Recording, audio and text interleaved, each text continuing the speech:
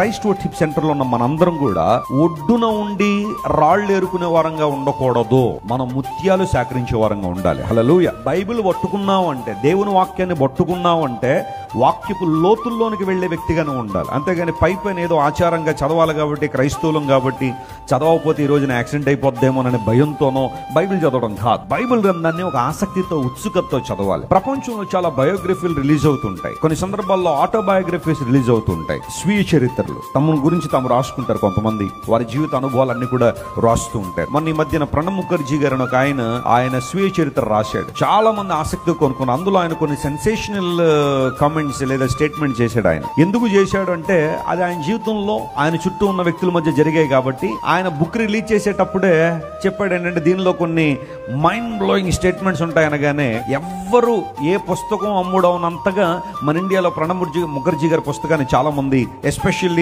Politics ని ప్రేమించే వాళ్ళు చాలా మంది ఆ పుస్తకాన్ని చదివారు. ఎందుకోసం అంటే దానిలో ఏవో ఉన్నాయి, అతని మనసులో ఉన్న విషయాలు ఏవో దానిలో పెట్టాడు. ఇప్పుడు వాటిని తెలుసుకోవాలి అన్న ఆలోచనతో చాలా మంది పుస్తకాలు చదువుతున్నారు. When you come to God's word we will understand God's mind.